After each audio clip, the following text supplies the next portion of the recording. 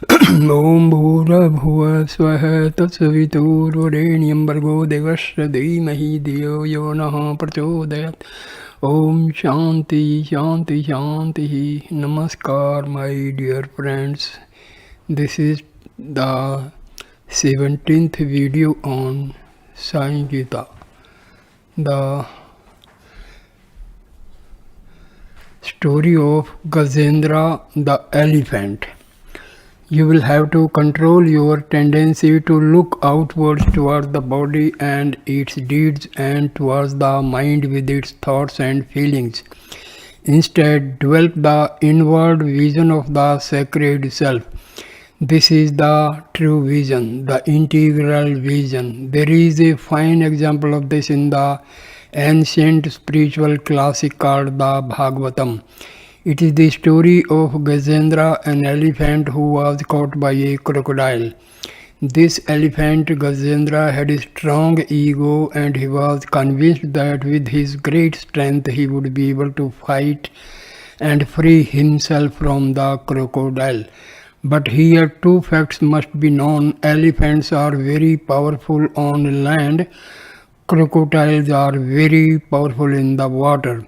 When an elephant enters the water, he will not have so much strength, and when a crocodile comes out on land, he will also be less mighty than in his natural habitat, the water. In this case, because the crocodile was in the water, he was able to exercise all his strength, but the elephant Gajendra was very arrogant. He was blown up with ego and felt that no crocodile could ever be equal to an elephant who was the lord of the forest. He did not know that a crocodile in the water would be more than a match for any elephant away from land.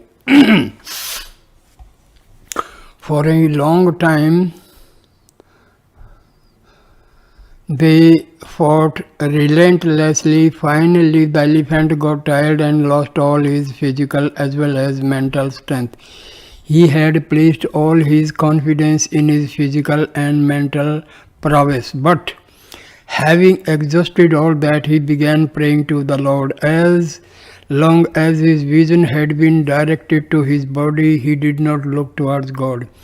As long as he had confidence in his own bodily and mental strength, the thought of God did not arise and the Lord's grace did not descend.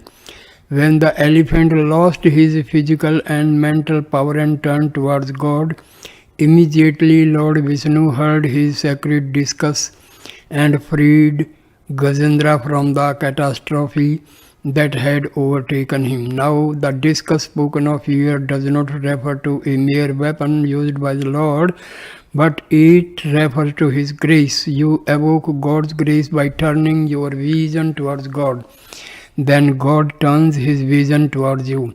Turn your vision towards God and see yourself. When will you acquire God's vision that will forever keep you in His grace? Only when you renounce all your egocentric beliefs in your own strength of body and mind, you gain God's grace. When you turn your vision towards God, put yourself wholly in His hands, and just as the elephant Gajendra did, surrender yourself completely to His will. When you turn your vision towards the teacher you love, the teacher you will turn towards you. Even if the teacher's vision were to fall on you, if you had not at the same time turned your vision towards your teacher, you would not have been able to experience the teacher's beneficent gaze. Now all your vision is concentrated on the body. The effulgence of the shining sun may be all around you, but its light will not have entered the room where you are staying. What is the reason for this? You have put curtains and shutters on the windows and kept the warm rays of sunlight out. Only when you break open these dark curtains and shutters will the effulgence of the sun enter your inner apartment. In the same way, you have covered your vision with shutters of doubt and ego and thick curtains of body consciousness, and so the rays of grace are not able to penetrate through and enter your heart. You might say, I have not been able to get the grace of God, but how will you be able to get it if you do not turn your gaze on Him? When you do not look to God, then surely you will not be able to see God. If I am standing directly in front of you and you are standing directly in front of me and we are looking at each other, what is that we will see? Who will you see in my eyes and who will I see in your eyes? We will see each other in each other's eyes. When we stand face to face, I can see my vision in you and you can see your vision in me. But if you stand behind or turn away, how can I see my vision in you or you see your vision in me? It would be impossible. In the same way, if you want your eyes to meet the eyes of God, you must come and be directly in front of Him and concentrate your vision on Him. When you do, He will turn His benevolent gaze upon you and you will see a vision of your higher self.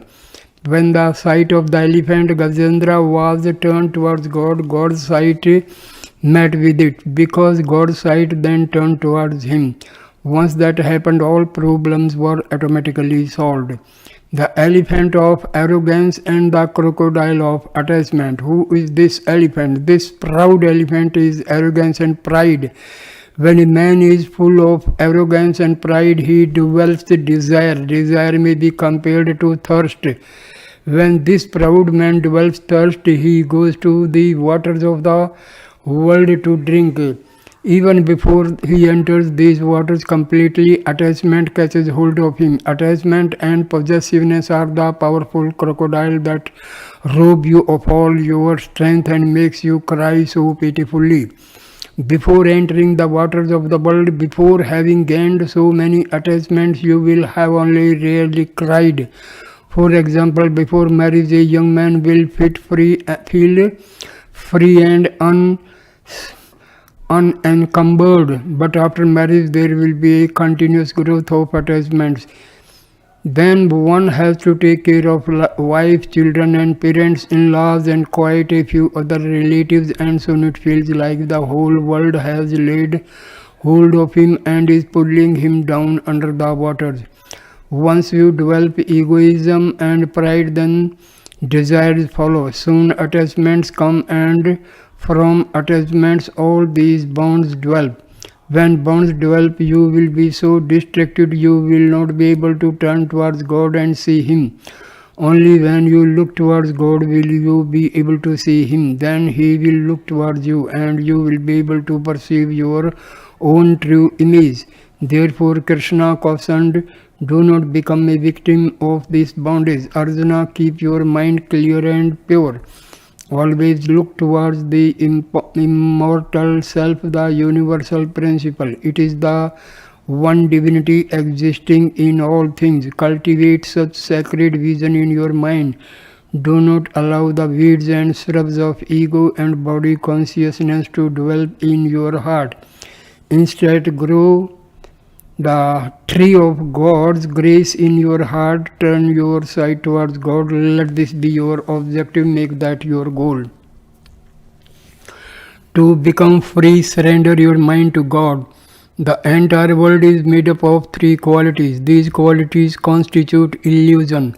They can be spoken of as density or inertia, action or reaction, and balance or harmony. Although their effects are very different, all three qualities befog your understanding. As long as these qualities reside in your heart, you will remain in bondage, embodiments of love. Among the three qualities enumerated above, the first two, namely inertia and excessive activity, are responsible for all the sorrows, grief, troubles and problems that you experience. Whenever torpor, laziness, drowsiness or sleepiness manifest, or whenever unconscionable fear or rage or hatred take hold of you, then you are overwhelmed by the quality of inertia or density, which in Sanskrit is called tamas. Whenever strong desires, frenzied activities, impatience, passion, emotional and self-interested actions of all kinds predominate, then the second quality, which is in Sanskrit called rajas, holds sway over you. When these two qualities are in control, your real human nature is forgotten. They bring out the animal nature and the demonic nature in human beings. Therefore, to begin with, these two qualities of tamas and rajas will have to be expunged from you. Root out the weeds of tamas and rajas. A farmer who wants to gain a good crop starts by removing the weeds from his field. As long as the weeds cover the field, depleting the soil of nutrients and energy, the crops will not have a chance. Therefore, the removal of this unwanted growth is an essential precondition for raising a good crop. In the same way, if you want to gain enlightenment, if you want to realize the bliss of the eternal self, if you want to abide in the unending joy of Atma, you will have to remove from the field of your heart the weeds of tamas and rajas. They have rooted there in the form of desire, anger, greed, delusion, pride, and jealousy. The baneful inner enemies which must be conquered. These inner enemies are the children of tamas and rajas. They keep you locked up in delusion. As long as these weeds remain within you, you will not be able to reap the bliss of the Atma. The first chapter of the Gita is filled with Arjuna's anguish and wailing. The two qualities, tamas and rajas, had taken over his heart and were responsible for Arjuna's grief and sorrow. Krishna taught Arjuna that in the first place he had to root out tamas and rajas from his heart, so that he could fully express his human nature. But to express his true divine nature, even the third of the three qualities that make up illusion, the one which in Sanskrit is called sattva, and which is characterized by a balanced, peaceful manner, had to be transcended. It is also a limitation which covers your divine nature, although with a very fine veil. All three qualities keep you locked into the individual personality and prevent you from fully realizing your divine self. Krishna told Arjuna, offer all three qualities, tamas, rajas and sattva to me. Then you will be free of timidity and sorrow, and you will be able to achieve victory in the sattva to me. Then you will be free of timidity and sorrow, and you will be able to achieve victory in the world. Clean your heart thoroughly to welcome God there. If you are inviting a great spiritual being such as a sage or a revered teacher to your house, there are certain preparations which you will have to undertake in cleansing, adorning and decorating your house. You will have to clean inside and out and bring order to the surroundings before the guest arrives. Great people don't enter a house which is full of dirt and which lacks sacredness. In the same way, when you have invited the governor or a high official to your town, you clean the roads and decorate the paths and keep everything ready and fit to receive the distinguished personage. Even though this person holds only a temporary position, you will still take great care to clean your house and make many preparations to welcome the honored guest to your place. When you make so much effort to receive a worldly official, then how much more effort and preparation should you make to invite the very creator and protector of the world to come to your house? Clearly, when you welcome God into your heart, you must cleanse your heart thoroughly. Only when you purify your heart will God be pleased to enter it. Krishna said, Arjuna, up to now you have been taking me only as the charioteer of your chariot, but you must take me as the charioteer of your life. The seat on which I am sitting in the chariot is clean and well decorated. Now think of how clean and grand your heart must be to make a seat for me there. If I am to install myself as the charioteer of your life. If you go to a park and decide to sit down on the ground, you put down a mat or a newspaper or a large kerchief and sit on that. When you take so much care about the seat for this body, which after all is just temporary and full of impurity, how much more care should you take when you are invited God into the inner sanctum of your heart? As long as the two qualities Rajas and Tamas are in your heart will remain impure. These two qualities continuously pollute and dirty the heart.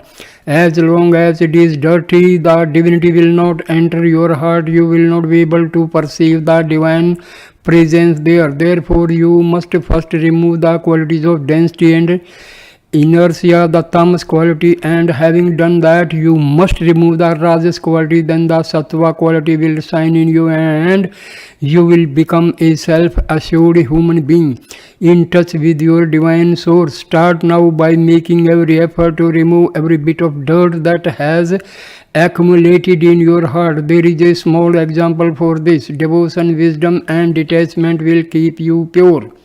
When ladies go out, they frequently take along a little mirror, a comb and a handkerchief to make sure that they will present a neat appearance.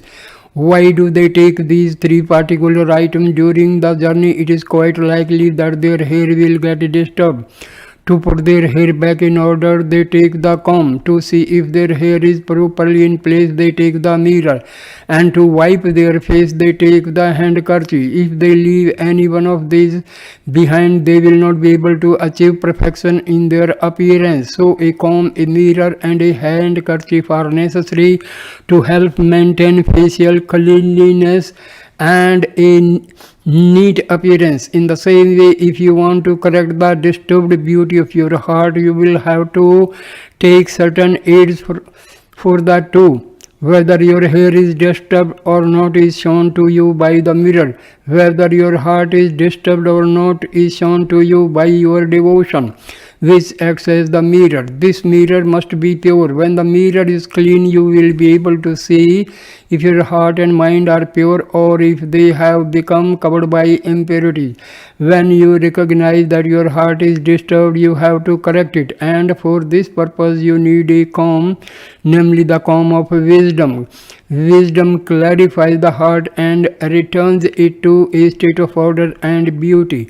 Then, just as you have a cloth to clean the dirt that has come on your face, you have to remove the dirt that has entered your mind with the cloth of detachment. With the help of detachment, you can wipe off all the dirt that has accumulated in your mind. Just as ladies take these three things, the mirror, the comb and the handkerchief, along with them whenever they go out on a journey in the world, so also in your journey of life you have to take devotion, wisdom and detachment to keep your heart and mind pure. The characteristics of Rajas.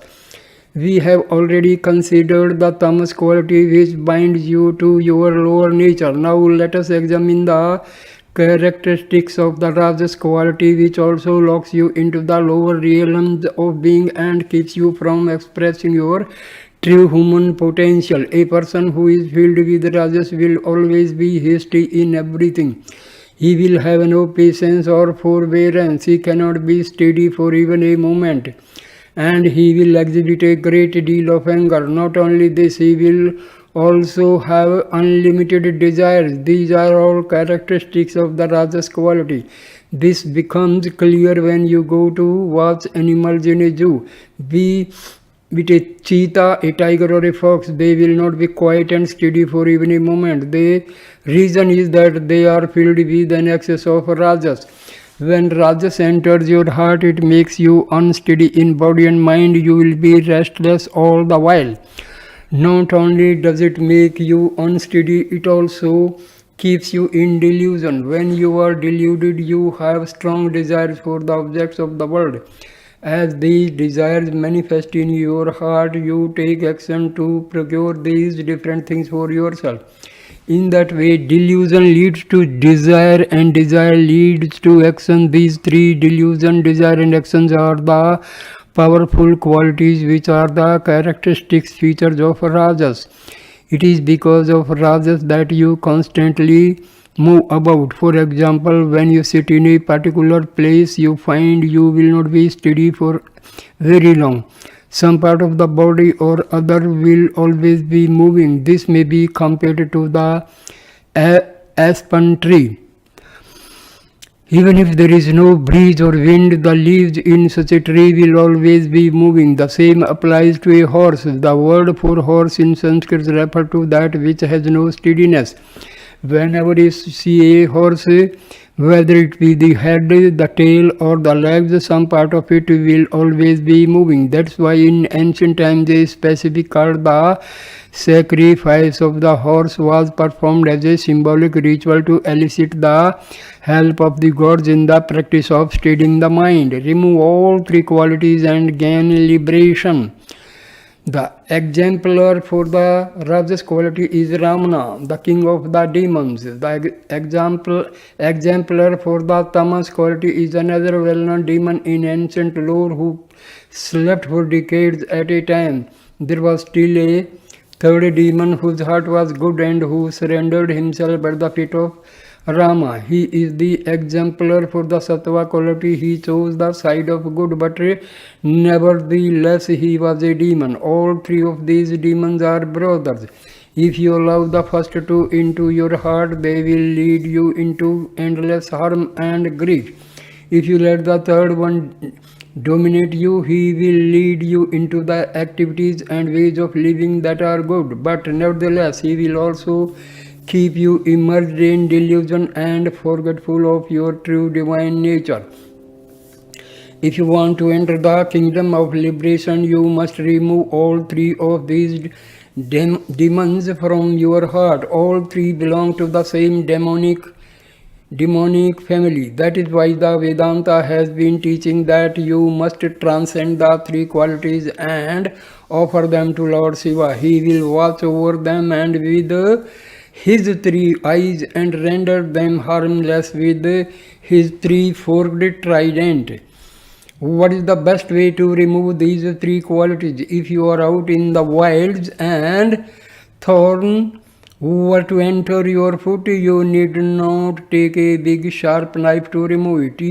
You just take another thorn and remove the first with the second. Once that has been accomplished, you throw away both thorns without making any distinction between them. In the same way, you have to remove the tamas quality with the help of rajas quality. Then you have to remove rajas with the help of sattva. Finally, you give up sattva also. Before you can enter into the kingdom of God realization, you have to cast out all three of these qualities that keep you bound up in delusion. That's why Krishna directed Arjuna to transcend all three qualities. He warned Arjuna that he would have to make a maximum effort and take care to permanently rid himself of these three qualities. After having taught Arjuna to recognize these various qualities, Krishna showed him how to rise beyond them. In that way, Krishna transformed Arjuna into a truly wise man. The primary cause of these three qualities is the mind. It is impossible to transcend this human nature and realize your divine nature until your mind loses its wavering nature and becomes still. Therefore, the best way to transcend these qualities is to offer your mind to the Lord. After you have offered your mind to Him completely, God will take care of you in all respects. Here is a small story to illustrate this. King Janaka's challenge to gain self-knowledge. Once upon a time, King Janaka sent a message to the people in his realm saying, if there be among us you a great scholar, a pandit, a mahatma, a yogi, a sage, whoever he may be, let him come and teach me the knowledge of the Atma. In his message, he said that he expected to attain self-knowledge within a matter of a few moments of being properly instructed, even while climbing onto his horse, and before he was completely settled on it, he should have gained self-realization. He said, if the person offering to teach me self-knowledge cannot assure me this experience of instant illumination, then he will be banished from my domain if he is the greatest scholar or the most learned person or the highest educated person in the land. Well, all the Pandits and sages were a little frightened by this requirement. They saw that this would be a severe test on their scholarship and learning, and so no one dared to come forth and offer himself to instruct the king and meet the conditions that had been posed. It was at this point that the boy Astavakra entered the kingdom. While he was going on the road toward the capital city, he met a number of people coming from there, including quite a few scholars and pandits. All of them had long faces, looking worried and grief-stricken. Astavakra asked them what the cause was for their worry and grief. They explained to him all the things that had happened. But Astavakra could not understand why they should get frightened over the king's pronouncement if they had truly mastered the teachings and realized their truth. He said, I will gladly solve this problem for the king. So saying, he directly entered the court of Janaka. Astavakra addressed the king, my dear king, I am ready to teach you the knowledge of the Atma, but this sacred knowledge cannot be taught so easily. This place is full of rajas and tamas. We must leave here and enter an area that is pure sattva. So they left the palace on horseback and went along the road leading out of the city towards the forest, as was the custom. Whenever the king went outside the palace walls, the army followed close behind. But when they approached the forest, King Janaka directed the soldiers to remain outside and not follow them into the forest.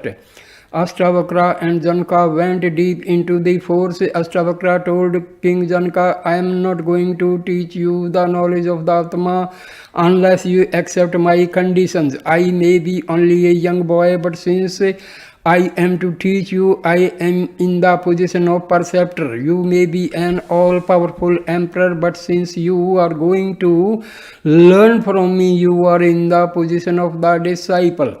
Are you prepared to accept this relationship? If you agree, then you will have to offer the traditional gift to the teacher, the gift that is given by the disciple to the Guru. Only after you give me your offering will I start my instruction to you. King Janaka told Astavakra, the attainment of God is the most important thing to me, so I am prepared to give you absolutely anything you want. You can have my crown and the kingdom itself.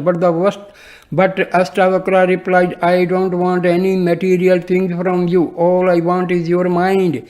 You must give me your mind. The king answered, all right, I offer my mind to you.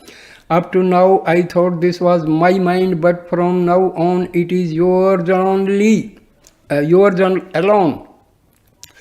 Janaka achieves self-realization. Astavakra told Janaka to dismount from his horse and leave it by the side, and then he told the king to sit down in the middle of the path. Astavakra walked further into the forest and sat quietly under a tree.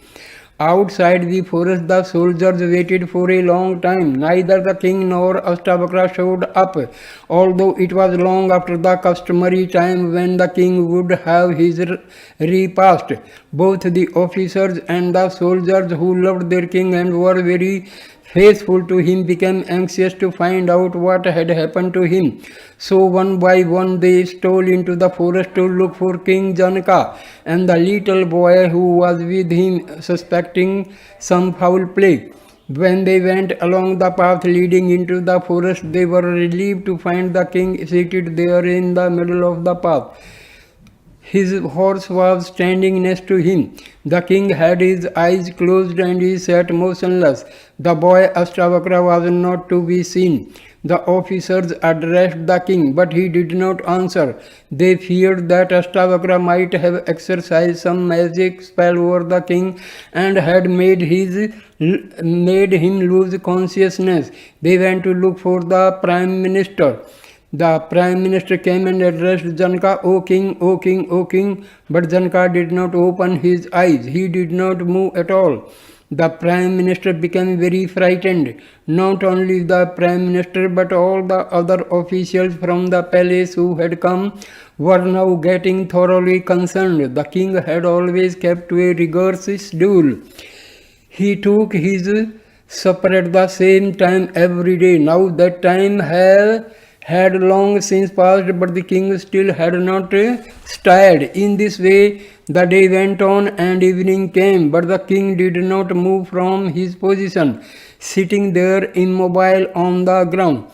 Left with no alternative, the prime minister sent the chariot back to the city to bring the queens, thinking that if the queens spoke to the king, he would surely respond. The queens came and addressed the king. Maharaja, Maharaja. The king did not stir. There was absolutely no response from the king. Meanwhile, the soldiers searched thoroughly the whole forest for Ashtavakra. At last they found him under a tree. Ashtavakra was immersed in divine ecstasy. The soldiers called out to him and exhorted him to answer their queries. Ashtavakra came out of his self-absorbed blissful state. They implored him to come to the place where the king was. Ashtavakra asked them, why are you all so worried? The king is safe and everything is all right. But they insisted that Ashtavakra come along with them and brought him before the king seated in the middle of the path. The king had his eyes closed. His body was completely still. The soldier said, here, look for yourself. See what has happened to the king. Until that time, whether the prime minister or the other ministers or the queens or any of the court officials or soldiers or common people had called out and addressed the king, he neither opened his mouth in answer nor opened his eyes in acknowledgement. But now Ashtavakra came and spoke to the king. King Janaka immediately opened his eyes and replied, Master. Ashtavakra questioned the king. Well, the ministers have come and the soldiers have come and also many others have come. Why did you not reply to their entreaties? Janaka answered, thoughts, words and deeds are associated with the mind and I offered my mind entirely to you. Therefore, before I can use this mind for anything, I need your permission. What authority do I have to speak to anyone or use this mind in any way? Without your permission and command, I am not going to do anything. Ashtavakra told Janaka to put one foot in the stirrup and get up on the horse. By the time he had climbed up and seated himself on the horse and put his other foot in the stirrup, he had attained the direct experience of the Atma. Then Ashtavakra said to him, you have attained the state of God realization. For self-knowledge, total surrender of the mind is required. Once a person has offered up his mind and with it all his words, deeds and thoughts, then he will not have the authority or the power to perform any actions without the permission of the one to whom he has surrendered his will. As was the case with Ashtavakra and Janaka, so also with Krishna and Arjuna. Krishna told Arjuna, Arjuna, offer everything to me. Surrender all your actions to me. I will take care of you and I will guide you towards liberation and deliverance. So also you need to offer all your physical, mental, spiritual and worldly duties, all your various actions, thoughts and words to the Lord, the inner director installed in your heart. But you may wonder, if every duty and desire is relinquished and offered to the Lord, then does that mean that even the desire for liberation has to be given up. After all, that is also a type of thought. No, the real meaning is that when you offer up your load of the desires and duties and responsibilities to the Lord and allow Him to make all your decisions, then He will carry all your burden, and then you can be one pointed in the one worthwhile goal of life, that of self-realization. All this education that you acquire, all this learning that you pursue is associated with the three qualities of delusion. Only when you transcend these three qualities will you be able to gain self-realization.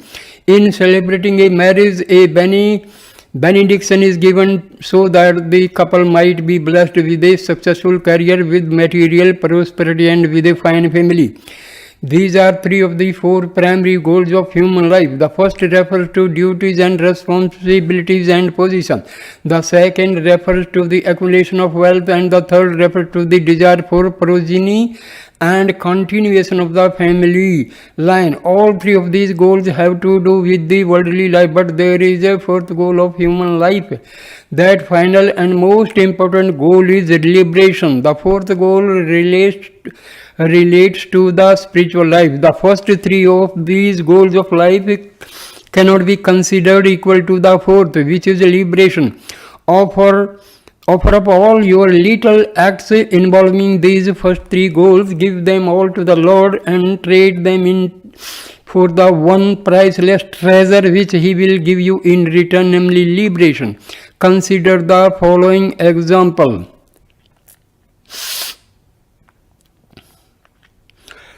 In Indian currency, the smallest denomination is a paisa. It is a small metal coin. 100 paisa is equal to 1 rupee. Conversely, 100 rupees is equal to 10,000 paisa. If you should have to carry these 10,000 paisa around with you, it will become a very large unwieldy bundle. Also, it will be quite difficult to hide and protect such a big bag of coins. If you were to heap all of these 10,000 paisa into one small cloth, the cloth would soon get torn, and before long the coins would fall out. Krishna told Arjuna, I will give you a 100 rupee note. Give that whole pile of change that you are carrying, consisting of 10,000 paise, to me. This 100 rupee note and these 10,000 paisa are equal to value. But what a great difference there is in the burden of carrying them around with you. It is the same with all these many little duties and worries and thoughts of various types that burden you. Offer all 10,000 to me, I will give you a single 100 rupee note and relieve you of your load. All your various thoughts, all your wishes and wants, all these small desires may be compared to individual paisa. When you have so many small paisa, unless they are all put together, they will not be equal to a 1 rupee note. Krishna told Arjuna, all these small desires can never be equal to the grace that I can shower on you. So give them all to me. This is how King Janaka was able to attain liberation after he had offered up his entire mind, all his thinking and doing and speaking to Ashtavakra. Offer up your mind to the Lord. The sum and substance of all this is that you should offer up your mind to the Lord. In everything you do and think and say, follow His directions emanating from the purity of your heart. That is what is meant by becoming mindless. Do not allow your mind to follow desires. Offer all these desires up to the Lord and follow only His dictates. Until you have done that, pleasure and pain, happiness and sorrow, and all the other pairs of opposites will be present within you. If you want to become free of these opposites and treat all these qualities equally, you have to become mindless. That's why it has been said to in the Vedanta that it is the mind which is responsible for liberation or bondage. As long as you retain the mind, rajas and tamas will not leave you. So long as you have rajas and tamas, you will have no steadiness. Why is the mind so unsteady, constantly hopping from place to place, it is because of desires. The desires all relate to the body. Consider for a moment that you have poured a little water into the vessel.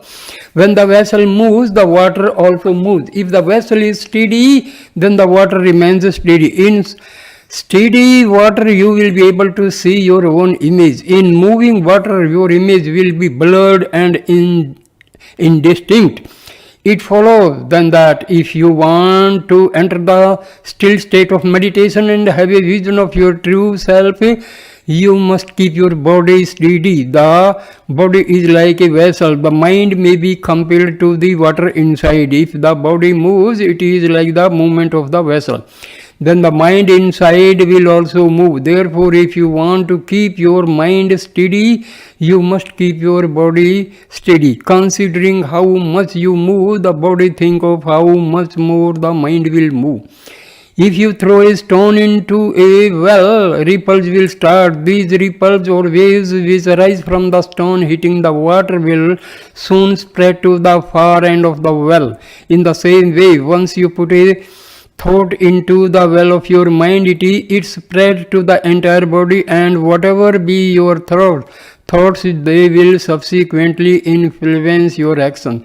So you must constantly keep good thoughts, positive thoughts in your mind. When you are having good thoughts, there will also be good feelings in your heart.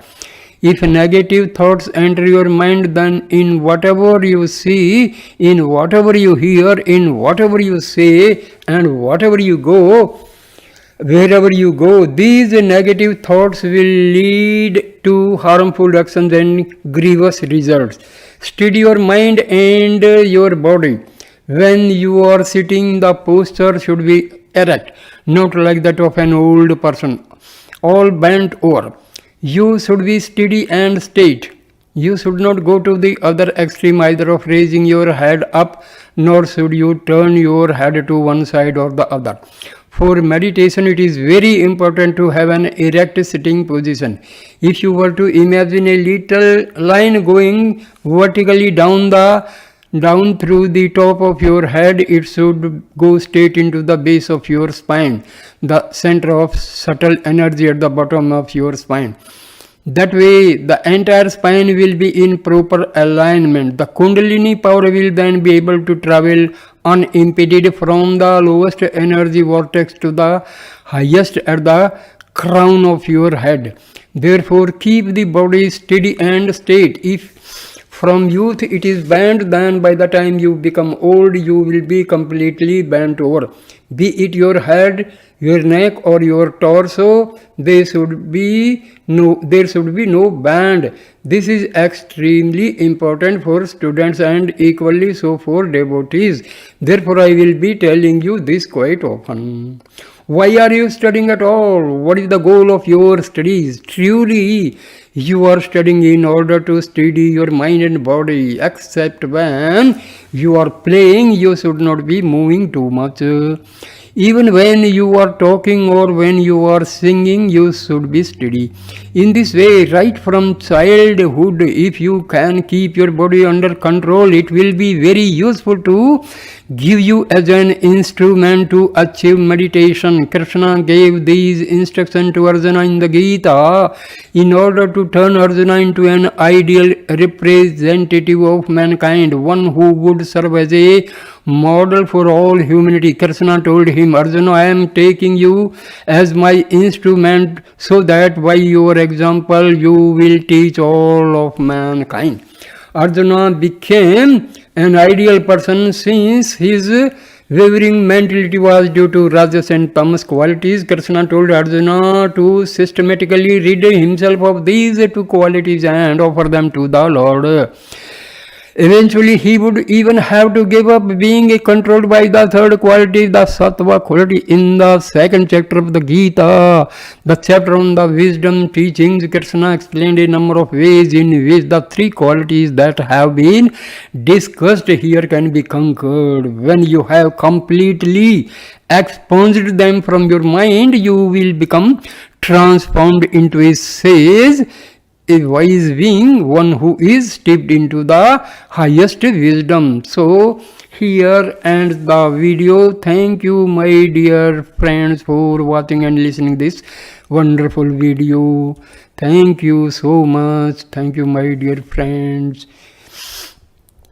Om Sai Ram. Please like, comment and share the video and subscribe the channel. Thank you. Namaste. Jai Sai Ram.